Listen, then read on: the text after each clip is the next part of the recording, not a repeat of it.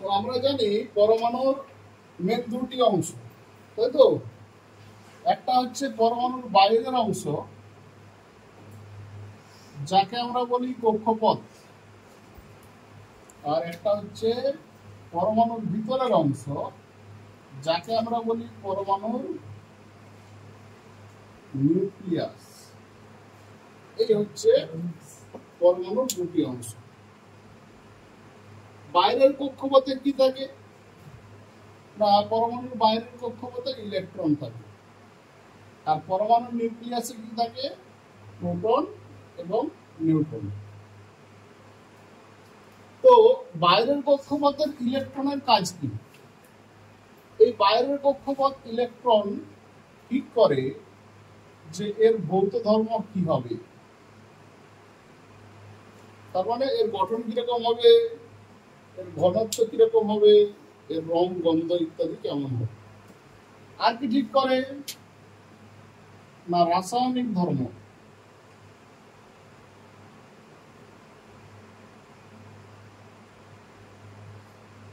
রাসায়নিক ধর্ম অর্থাৎ একটি পরমাণু কোন পরমাণুর সাথে বিক্রিয়া করবে বা সেটি রাসায়নিক ধর্ম দেখাবে, তার যোগ্যতা কত হবে, এইগুলো দেখায় এই বাইরের কক্ষপথের ইলেকট্রন। তাহলে বাইরের কক্ষপথের ইলেকট্রন থেকে আমরা এই জিনিসগুলো যখন জানতে পারছি, তাহলে ভিতরের যে নিউক্লিয়াস আছে পরমাণুর কেন্দ্রে, এবং নিউক্লিয়াসে কি থাকে, প্রোটন এবং নিউট্রন। এই কেন্দ্রের নিউক্লিয়াস কি ধরনের বিক্রিয়া করে সেটা আমাদের আলোচ্য বিষয়। পরমাণুর বাইরের কক্ষপথের ইলেকট্রন কি করে সেটা আমরা জানি। তবে আমরা কি জানবো আজকে না, পরমাণুর ভিতরে যে নিউক্লিয়াস আছে বা পরমাণুর কেন্দ্রে যে নিউক্লিয়াস আছে, সেই নিউক্লিয়াস কিভাবে বিক্রিয়া করে, বা নিউক্লিয়াস ভেঙে গেলে কি ঘটে বা কিভাবে ঘটানো হয়, এবং সেটা ঘটিয়ে কি করা হয়, তার ব্যবহার কি হয়, এই সব জিনিসগুলো আমরা এইখান থেকে জানব। তাহলে আমরা পরমাণুর নিউক্লিয়াসের যাবতীয় বিক্রিয়া বা যাবতীয় পরিবর্তন এখানে পড়ছি। সেই জন্য চ্যাপ্টারটার নাম হচ্ছে পরমাণু নিউক্লিয়াস। পরমাণু নিউক্লিয়াসে কি থাকে, নিউক্লিয়াস কিভাবে আবিষ্কার হয়েছে, এটা আমরা আগে দেখে এসেছি, সেটা নিয়ে এখন আলোচ্য বিষয় না। তাহলে পরমাণু নিউক্লিয়াসের ভিতরের অংশের পরিবর্তন, সেটা হচ্ছে পরমাণুর নিউক্লিয়াস সম্পর্কে আলোচনা। এই যে পরমাণুর নিউক্লিয়াসে প্রোটন এবং নিউট্রন থাকে। এই প্রোটনের আধান কি না, ধনাত্মক আধান। প্রোটন ধনাত্মক আধান বিশিষ্ট কণা, আর ইলেকট্রন হচ্ছে ঋণাত্মক আধান বিশিষ্ট কণা। তো দুজনের আধান সমান বলে পরমাণু নিস্তরিত হয়, এটাও আমরা আগে জেনে এসেছি। তাহলে এখানে পরমাণু নিউক্লিয়াস সম্পর্কে আমাদেরকে ডিটেলসে জানতে হবে, বা তাদের কি পরিবর্তন ঘটে পরমাণু নিউক্লিয়াসে, সেই পরিবর্তন সম্পর্কে আমরা জানব। এই পরমাণু নিউক্লিয়াসের পরিবর্তন একটা নাম আছে। কিরকম নাম? যেমন ধরো, যখন একটা পরমাণু কোনো একটি পরমাণুর সঙ্গে যুক্ত হয়, যুক্ত একটি তৈরি করে, যৌগ তৈরি করে, তাই তো? আর একটা পরমাণু অন্য কোনো পরমাণুর সঙ্গে বিক্রিয়া করে, সেই বিক্রিয়াটার নাম আমরা কি জানি? রাসায়নিক বিক্রিয়া। তাহলে পরমাণুর যে নিউক্লিয়াস কিভাবে বিক্রিয়া করে সেটার একটা নাম আছে। পরমাণু নিউক্লিয়াসের এই বিক্রিয়ার নাম হচ্ছে তেজস্ক্রিয়তা। তেজস্ক্রিয়তা বা রেডিও অ্যাক্টিভিটি। রেডিও অ্যাক্টিভিটি, এই তেজস্ক্রিয়তা বা রেডিও অ্যাক্টিভিটি থেকে পরমাণুর যাবতীয় পরিবর্তন সম্পর্কে আমরা আস্তে আস্তে জানব। তো এই পরমাণু নিউক্লিয়াসের সমস্ত পরিবর্তন আমরা এখানে জানবো। কিভাবে পরিবর্তন ঘটে সেটা জানবো, কেন ঘটে সেটা জানবো, কারা ঘটায় সেটাও আমরা জানবো। তো আপাতত তেজস্ক্রিয়তা বলতে আমরা কি বুঝি সেটা একটু জেনে নেব। তেজস্ক্রিয়তা জিনিসটা কি, বা রেডিও অ্যাক্টিভিটি জিনিসটা কি, কারা দেখায়। বা বিশেষত পর্যায় সারণীতে আমরা দেখেছি যে 118টি মৌল আছে। এই 118টি মৌলের মধ্যে যেটা সবচেয়ে ভারী মৌল, ভারী মৌল আমরা কি করে বুঝবো? না, যেসব মৌল বা যেসব পরমাণুর নিউক্লিয়াসে প্রোটন সংখ্যা বেশি থাকে, তাদের ভর বেশি হবে, সেজন্য তারা ভারী মৌল। এবার কোন ভারী মৌলগুলোকে নেবো সেটা আমরা আসবো। তো আপাতত এইটুকুই জেনে রাখি যে ভারী মৌল যারা আছে, সেই ভারী মৌলের পরমাণুর নিউক্লিয়াস, ভারী মৌলের পরমাণুর নিউক্লিয়াস নিরপেক্ষভাবে, এখানে অনেকগুলো টার্ম আমরা উল্লেখ করব, নিরপেক্ষভাবে, স্বতঃস্ফূর্তভাবে,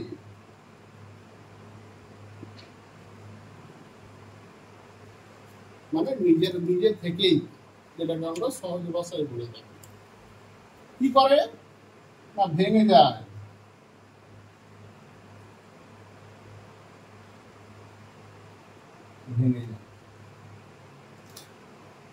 ভেঙে গিয়ে কি করে না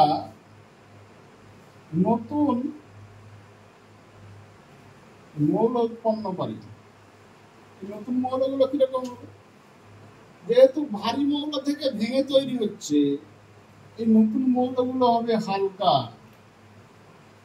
তার থেকে না এই ভারী মৌলের থেকে হালকা, তাহলে হালকা ভারী মৌল উৎপন্ন করছে। এবং এর সাথে সাথে কিছু অদৃশ্য রশ্মি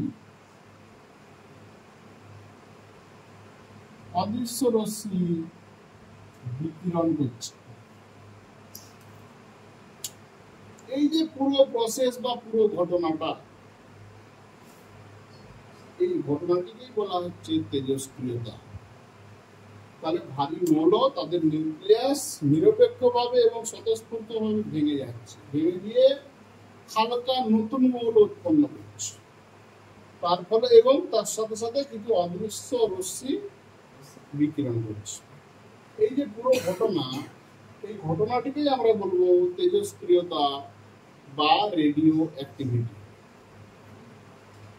এই তেজস্ক্রিয়তা বা রেডিও অ্যাক্টিভিটি হলো কি একটা ঘটনা, যারা যেসব মৌল এই ধর্ম দেখায়, মৌল এই ধর্ম দেখায়, পর্যায় সারণীতে 118টা মৌলের মধ্যে সবাই কিন্তু এই ধর্ম দেখায়। যারা দেখায় তাদেরকে বলা হয় তেজস্ক্রিয় মৌল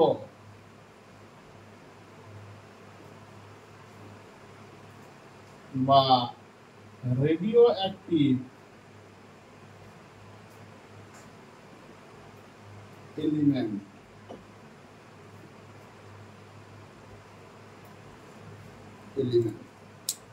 তেজস্ক্রিয় মৌল বা রেডিও অ্যাক্টিভ এলিমেন্ট।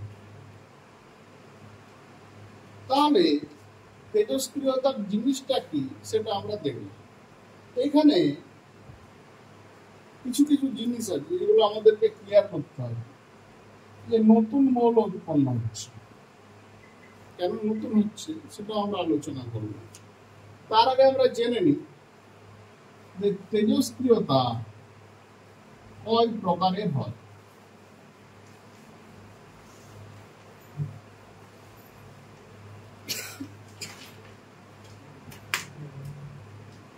তেজস্ক্রিয়তা সাধারণত দুই ধরনের হতে হয়ে থাকে, একটি প্রাকৃতিক আর একটি হচ্ছে কৃত্রিম।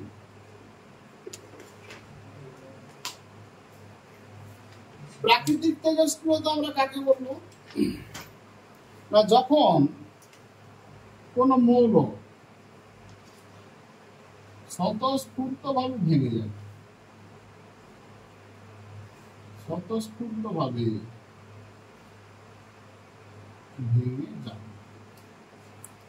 এবং ভেঙে গিয়ে নতুন মৌল উৎপন্ন করবে, তার সাথে সাথে অদৃশ্য কিছু রশ্মি বিকিরণ করবে, সেটাকে বলা হচ্ছে প্রাকৃতিক তেজস্ক্রিয়তা, যেটা আমরা প্রকৃতি থেকে পেয়ে থাকি। প্রকৃতির কোথা থেকে না, খনি থেকে পেয়ে থাকি, যারা নিজে নিজেই ভাঙতে থাকে। কৃত্রিম তেজস্ক্রিয়তা, এটা তৈরি করা হয়, মানুষ সৃষ্ট। কিরকম? কিছু কিছু মৌল আছে, হালকা মৌল, যাদেরকে আঘাত করা হয় নিউট্রন কণা দ্বারা বা আলফা কণা দ্বারা বা অন্যান্য আরো অবপারমাণবিক কণা আছে। যে কণা দ্বারা এদেরকে আমরা আঘাত করলে, এই মৌলটা সাধারণ মৌল ছিল, কিন্তু এ পরিণত হয়ে যাবে তেজস্ক্রিয় মৌল।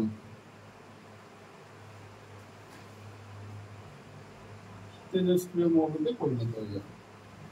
আর তেজস্ক্রিয় মৌলতে যদি পরিণত হয়, তাহলে সে কি দেখাবে না, তেজস্ক্রিয় ধর্ম দেখাবে। এটা স্বাভাবিক ঘটনা। তো তেজস্ক্রিয়তা দুই ধরনের, একটা কৃত্রিম তেজস্ক্রিয়তা আর একটা প্রাকৃতিক তেজস্ক্রিয়তা।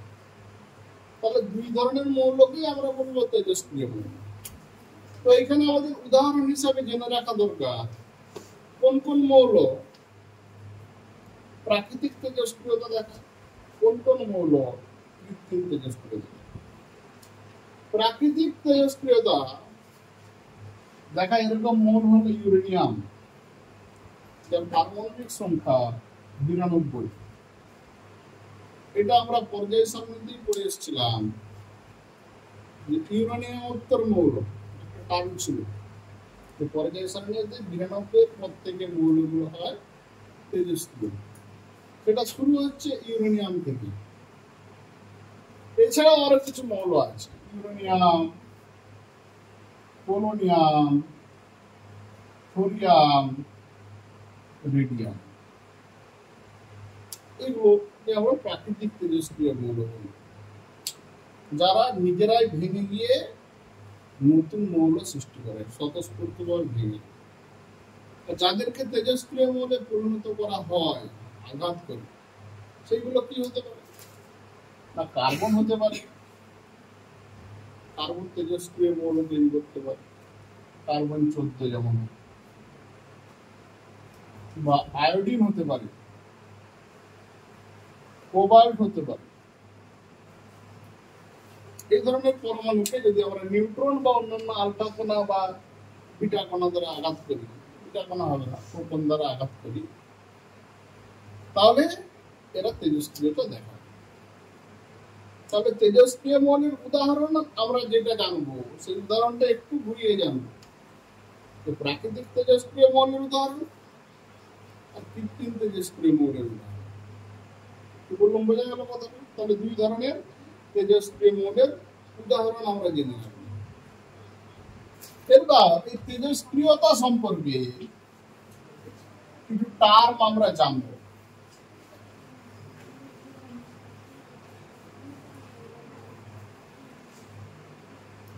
এই যে তেজস্ক্রিয় পরমাণু ভেঙে যাচ্ছে বা তেজস্ক্রিয় মৌল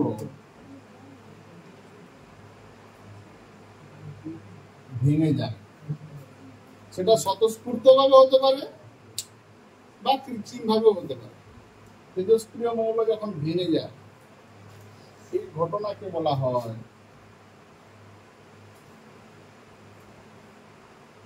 তেজস্ক্রিয় বিঘটন, বা এই কথাটার আরেকটা নাম আছে তেজস্ক্রিয় ভাঙন। তাহলে ভেঙে যাচ্ছে যেহেতু, সেই জন্য আমরা বলবো তেজস্ক্রিয় বিঘটন বা তেজস্ক্রিয় ভাঙন। এই তেজস্ক্রিয় বিঘটন যখন ঘটে, তখন কি হয়? তেজস্ক্রিয়তার সংজ্ঞাতে বললাম একটা অদৃশ্য রশ্মি কিছু নির্গত হয়।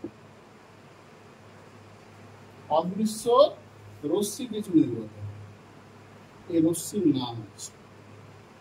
এই রশ্মিগুলোকে বলা হয়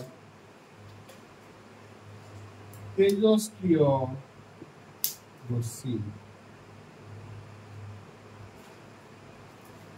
এই তেজস্ক্রিয় রশ্মি সম্পর্কে আমাদেরকে এবার জানতে হবে।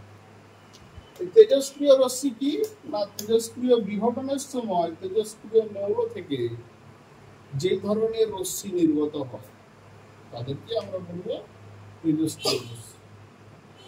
এই রশ্মিগুলো অদৃশ্য, আমরা খালি চোখে দেখতে পাবো না, কারণ এদের তরঙ্গ দৈর্ঘ্য আমাদের দৃশ্যমান আলোর তরঙ্গ দৈর্ঘ্যের থেকে বেশি, সেই জন্য এদেরকে আমরা খালি চোখে দেখতে পাবো না। এই যে তেজস্ক্রিয় মৌল ভেঙে যাচ্ছে, ভেঙে গিয়ে তো নতুন হালকা মৌল তৈরি হচ্ছে। এই নতুন হালকা মৌল তৈরি হচ্ছে, এই তেজস্ক্রিয় মৌল যেখান থেকে ভাঙনটা শুরু হচ্ছে আর যেখানে এসে পৌঁছাচ্ছে, এই দুটো পদার্থের একটা নাম আছে। যেখান থেকে তেজস্ক্রিয় ভাঙন শুরু হচ্ছে সেই মৌলটিকে বলা হয় জনক মৌল,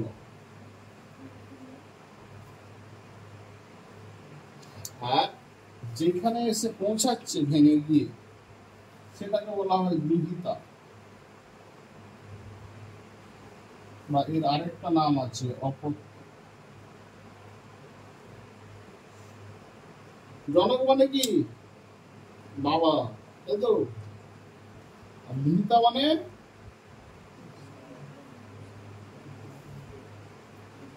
বিহিতা সমার্থক শব্দ কি?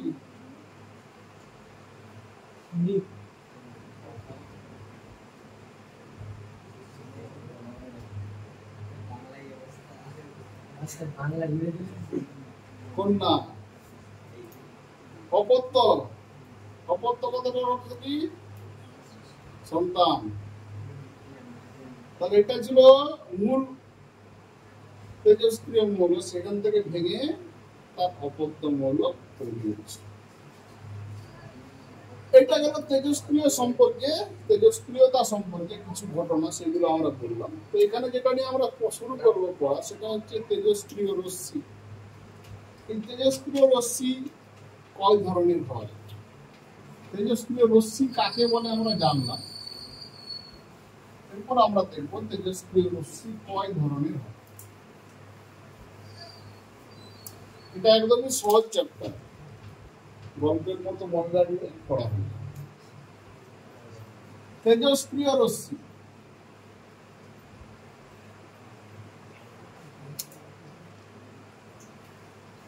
এটা প্রধানত তিন ধরনের। কি কি না, আলফা রশ্মি, যাকে আমরা আলফা দ্বারা প্রকাশ করি। বিটা রশ্মি,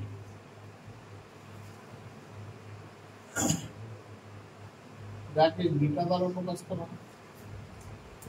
আর একটা রশ্মি হচ্ছে গামা রশ্মি।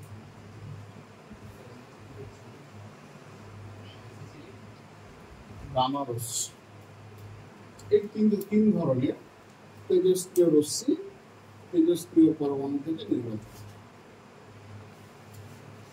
এখানে আমাদেরকে এই তিন ধরনের রশ্মির প্রকৃতি এবং ধর্ম সম্পর্কে আলোচনা করতে হবে বা জানতে হবে। আলফা রশ্মি কি? আলফা রশ্মি প্রকৃতপক্ষে হিলিয়াম কণার স্রোত। হিলিয়াম পরমাণুতে আমরা লিখি 2He4, এটা প্রকৃতপক্ষে হিলিয়াম কণার স্রোত। বিটা রশ্মি কি না, ইলেকট্রন কণার স্রোত।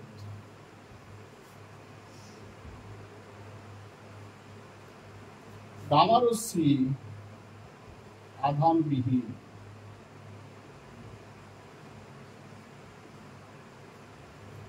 আধানবিহীন কণা কিন্তু সর্বোচ্চ শক্তি বিশিষ্ট কণা। এই এখান থেকে আমরা একটা জিনিস বলতে পারি, আলফা রশ্মির ভর সবচেয়ে বেশি, হিলিয়াম, তারপর বিটা রশ্মি, তারপর গামা রশ্মি। আলফা রশ্মি যেহেতু হিলিয়াম কণার স্রোত, কি করবে, তাকে ধনাত্মক আধান বিশিষ্ট একটা কণা। হিলিয়াম কণার কি আধান কি ধনাত্মক, তাহলে আলফা রশ্মি ধনাত্মক আধান বিশিষ্ট কণার স্রোত। বিটা রশ্মি কি না ঋণাত্মক আধান বিশিষ্ট কণার স্রোত। এটা যেহেতু আধানবিহীন এই জন্য এটা নিস্তড়িত কণার স্রোত, আধান নেই। যেহেতু ধনাত্মক আধানযুক্ত কণা বা আধানযুক্ত কণার স্রোত আলফা রশ্মি, তাহলে এ কি করবে না, যদি আমরা এখানে ঋণাত্মক তড়িৎদ্বার দিই, ঋণাত্মক তড়িৎদ্বার,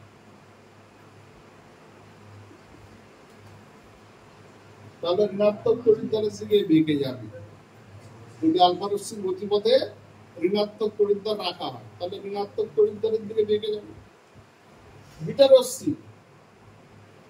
রশ্মির গতিপথে যদি ধনাত্মক তড়িৎদ্বার রাখা হয় সে ধনাত্মক তড়িৎদ্বারের দিকে বেঁকে যাবে, কারণ এই ঋণাত্মক আধানযুক্ত কণার স্রোত।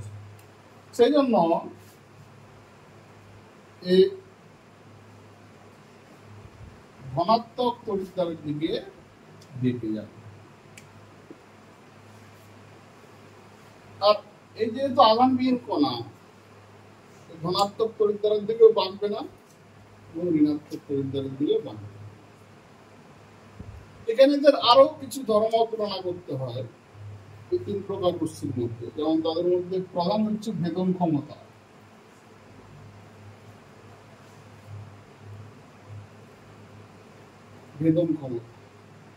ভেদন ক্ষমতা মানে কি, কোন রশ্মি কতটা ভেদ করে যেতে পারে। এখানে আমরা একটু আগেই বললাম যে গামা রশ্মির শক্তি সবচেয়ে বেশি, সেখানে গামা রশ্মি সবচেয়ে বেশি ভেদ করতে পারে। যদি আমরা তিনটে লোহার পাত দিই, ধরো একটা 5 মিলিমিটার, একটা 10 মিলিমিটার, একটা 20 মিলিমিটার, এমনি ধরলাম মাপটা, তো দেখা যাবে যে আলফা রশ্মি 5 মিলিমিটারের পাতকে ভেদ করতে পারছে, কিন্তু 10 মিলিমিটারের লোহার পাতকে ভেদ করতে পারছে না। যদি বিটা রশ্মি পাঠানো যায়, সে 5 মিলিমিটার লোহার পাতকে ভেদ করছে, 10 মিলিমিটার লোহার পাতকেও ভেদ করতে পারছে, কিন্তু 20 মিলিমিটার লোহার পাতকে ভেদ করতে পারছে না। যদি গামা রশ্মি পাঠানো হয়, সে তিনটাকে ভেদ করতে পারে। সেই জন্য গামা রশ্মির ভেদন ক্ষমতা সবচেয়ে বেশি gamma beta greater than gamma greater than beta greater than alpha. এরপর আমরা দেখবো গ্যাসকে আয়নিত করার ক্ষমতা। যেহেতু এগুলো রশ্মি, এদের মধ্যে আধান আছে, এরা যে কোনো গ্যাসীয় অণুকে আয়নিত করতে পারবে। কে বেশি পারবে না, যার আধান সবচেয়ে বেশি। আধান সবচেয়ে বেশি হচ্ছে হিলিয়াম কণা বা আলফা কণা। সেজন্য আলফা কণা গ্যাসকে বেশি আয়নিত করতে পারে। তারপরে বিটা। গামা রশ্মি গ্যাসকে আয়নিত করবে না, কারণ গামা রশ্মি নিজেই আধানবিহীন কণা। সেজন্য এখানে একটা ক্রম হয়, গ্যাসকে আয়নিত করার ক্রম। কে বেশি করে? আলফা, তারপর বিটা, তারপর গামা। এই ধরনের ধর্মগুলো আলফা, বিটা, গামা এদের মধ্যে তুলনা করতে হবে, কারণ এখান থেকে পরীক্ষায় প্রশ্ন আসবে। তো তোমাকে ভেদন ক্ষমতা দিয়ে দেবে এরকম 4টা অপশন দিয়ে বললো ভেদন ক্ষমতা সঠিক ক্রম করি, বা কোন তেজস্ক্রিয় রশ্মির ভেদন ক্ষমতা সবচেয়ে বেশি। এই ধরনের প্রশ্ন কিন্তু আসে।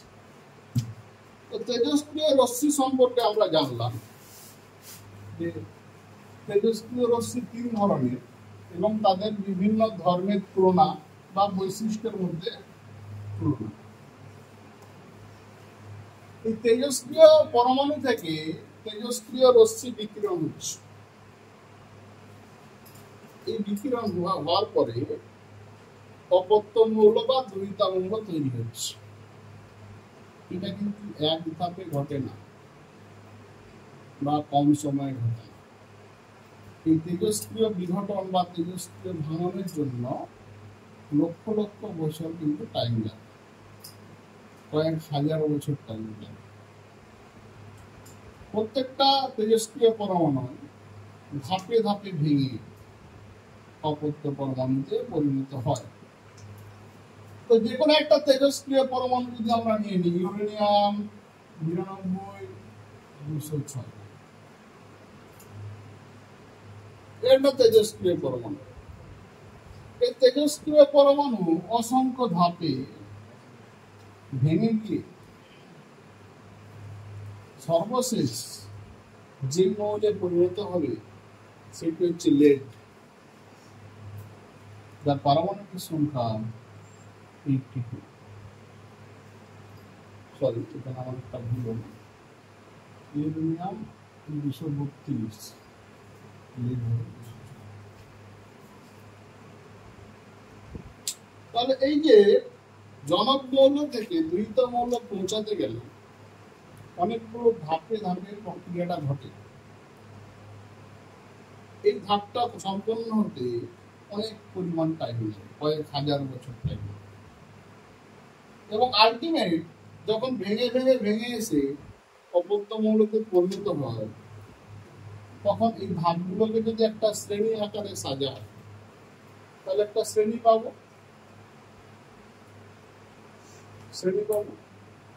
প্রত্যেকটি ধাপকে যদি আমি সাজাই শ্রেণী, এই শ্রেণীটির একটি নাম আছে, একে বলা হয় তেজস্ক্রিয় শ্রেণী।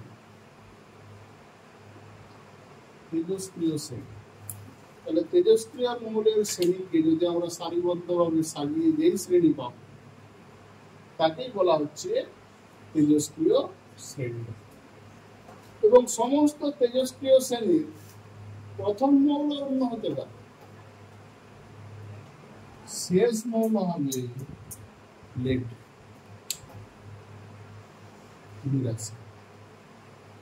এটি সমস্ত তেজস্ক্রিয় মৌল বিঘটনের শেষে এটি পৌঁছায়। এরপর আর তেজস্ক্রিয় ভাঙন ঘটে না। কেন ঘটে না? সেখানেই প্রশ্ন আসবে, কেন ঘটছে না? তখন আমাদেরকে জানতে হবে যে কারা কারা তেজস্ক্রিয়তা দেখায়। লেড দেখাচ্ছে না তো কারা দেখাবে? তখন বলা হলো যে তেজস্ক্রিয়তার শর্ত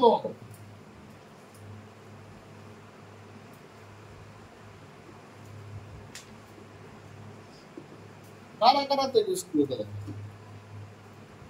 সবাই কিন্তু দেখাবে না। তেজস্ক্রিয়তার প্রথম শর্ত হিসেবে বলা হলো না, যেসব পরমাণুর N/P রেশিও, N/P রেশিও বলতে N মানে এখানে আমরা নিউট্রন বোঝাচ্ছি, P মানে প্রোটন, যাদের নিউট্রন বাই প্রোটন এই অনুপাতটা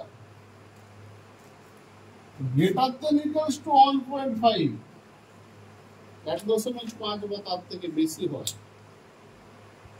তারাই কিন্তু তেজস্ক্রিয়তা দেখায়। এটা হিসাব করে দেখা গেছে, সেটা 2 নম্বর শব্দ হিসাবে লিখে দিই। এ মানে কি? আমরা জানি ভর সংখ্যা। যেসব পরমাণুর ভর সংখ্যা গ্রেটার দেন ইকুয়ালস টু 210, তারা তেজস্ক্রিয়তা দেখাতে সক্ষম।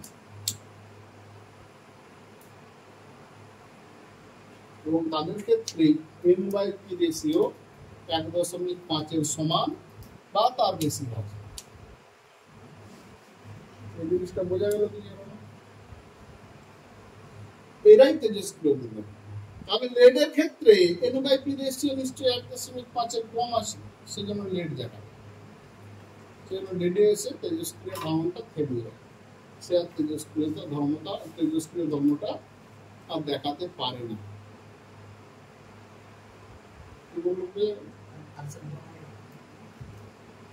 এটাই দুটো শর্ত, তেজস্ক্রিয় ধর্মটা দেখাতে পারে। কখন পারবে, কখন পারবে না।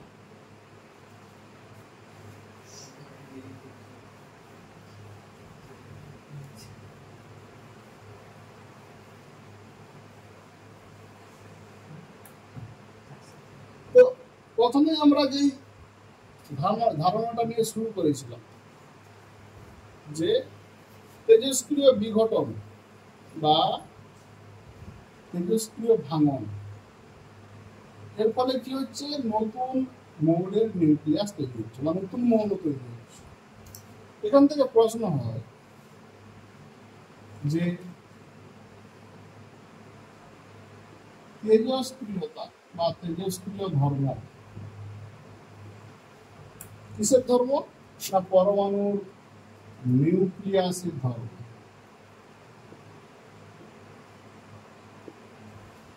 তেজস্ক্রিয় ধর্ম হচ্ছে পরমাণুর নিউক্লিয়াসের ধর্ম, এটা নিউক্লিয় ঘটনা। এরকম বলা হয় তেজস্ক্রিয়তা পরমাণুর নিউক্লিয়াসের ঘটনা। কেন বলা হয়? আমরা জানি, আমরা জেনে এলাম যে তেজস্ক্রিয়তার ফলে কি হচ্ছে, পরমাণু থেকে আলফা রশ্মি, বিটা রশ্মি, গামা রশ্মি ইত্যাদি নির্গত হচ্ছে এবং পরমাণু ভেঙে গিয়ে নতুন পরমাণুতে পরিণত হচ্ছে। একটা পরমাণু থেকে নতুন পরমাণুতে পরিণত হওয়া মানে তার পারমাণবিক সংখ্যা পরিণত হওয়া, তাই তো? যেমন ধরো ইউরেনিয়াম বললাম আমরা 92, তার পারমাণবিক সংখ্যা 92। এখান থেকে তেজস্ক্রিয় বিঘটনের ফলে তৈরি হলো লেড, যার পারমাণবিক সংখ্যা 82। তাহলে তেজস্ক্রিয়তার ফলে মৌলের পারমাণবিক সংখ্যার পরিবর্তন ঘটছে, আর পারমাণবিক সংখ্যার পরিবর্তন ঘটছে মানে তখন সেই মৌলটি আর সেই মৌল থাকছে না। কারণ পারমাণবিক সংখ্যা মানে হচ্ছে প্রোটন সংখ্যা, আর প্রোটন কোথায় থাকবে? পরমাণুর নিউক্লিয়াসে। তাহলে যেহেতু প্রোটন পরিবর্তন হচ্ছে, নিশ্চয় ঘটনাটা পরমাণুর নিউক্লিয়াসেই ঘটছে। সেই জন্য বলা হয় তেজস্ক্রিয় ধর্ম নিউক্লিয়াসের ধর্ম। এবং তেজস্ক্রিয়তার ফলে যেহেতু পারমাণবিক সংখ্যার পরিবর্তন হচ্ছে, অতএব মৌল নতুনই হবে, আবার সেটা নতুন হবে না। সেজন্য বলা হচ্ছে তেজস্ক্রিয়তার ফলে নতুন মৌল উৎপন্ন হয়, কারণ তার নিউক্লিয়াসটাই আলাদা হয়ে যাচ্ছে, যেহেতু তার প্রোটন সংখ্যা পাল্টে যাচ্ছে। এটা এক ধরনের প্রশ্ন এখান থেকে হয়।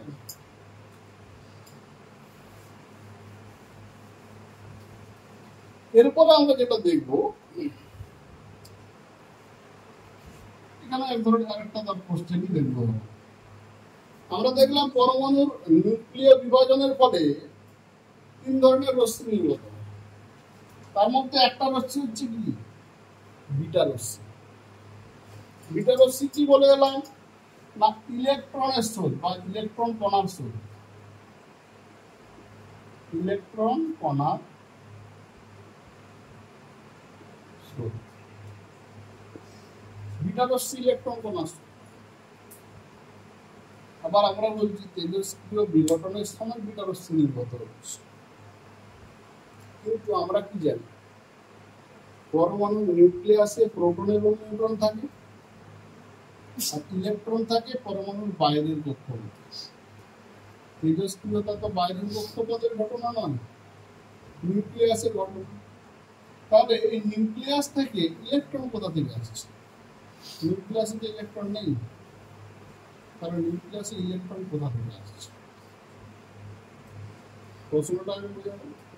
তেজস্ক্রিয় বিঘটনের ফলে ইলেকট্রন কণার স্রোত যে আমরা পাচ্ছি বিটা রশ্মি, সেই বিটা রশ্মি নিউক্লিয়াসে কোথা থেকে এলো? নিউক্লিয়াসে তো ইলেকট্রন নেই। তখন বলা হলো যে বিষয় যে কেন উৎপন্ন হচ্ছে, তার কারণটা কি? তার কারণ হচ্ছে তেজস্ক্রিয় বিঘটনের ফলে সেখানে যখন প্রোটন নির্গত হচ্ছে, তখন কিছু নিউট্রন কণা প্রোটনে রূপান্তরিত হয় এবং এর সাথে ইলেকট্রন কণা উৎপন্ন হয়। পরমাণুর নিউক্লিয়াসে নিউট্রন এবং প্রোটন যে নিউক্লিয় বল দ্বারা বাঁধা থাকে। এখানে নিউক্লিয় বল মানে আমরা আগে জেনে এসেছি যে আকর্ষণ বল দ্বারা ধনাত্মক আধানযুক্ত প্রোটন কণা একসঙ্গে অবস্থান করে পরমাণুর নিউক্লিয়াসে। সেটা আমরা ক্লাস 9-এ জেনে এসেছি। নিউক্লিয়াসে এত ধনাত্মক আধানযুক্ত প্রোটন থাকে কি করে? তার কারণটাই তো নিউক্লিয় বল। তাহলে নিউট্রন যখন এখানে প্রোটনে রূপান্তরিত হচ্ছে, তখন একটা ইলেকট্রন উৎপন্ন হচ্ছে। এই ইলেকট্রন কিন্তু নিউক্লিয় বলে কাজ করবে না, কারণ নিউক্লিয় বল কাজ করে শুধুমাত্র প্রোটন এবং নিউট্রনের। তাহলে ইলেকট্রনকে নিউক্লিয়াস তখন বেঁধে রাখতে পারছে না, সেই জন্য এই ইলেকট্রন বিটা রশ্মি হিসাবে বাইরে বেরিয়ে আসে। তো এইটা গেল তেজস্ক্রিয়তা এবং তেজস্ক্রিয়তার সম্পর্কে তার বেসিক ডিটেলস। তো তেজস্ক্রিয়তা জানতে গেলে এইগুলো তোমাকে অবশ্যই জানতে হবে, যদি না জানো তেজস্ক্রিয়তার বেসিক তোমার কমপ্লিট হবে। তো আজকে এটাই থাক, পরে তুমি বাকিটা শুরু হবে। লাইটটা ভালো হচ্ছে।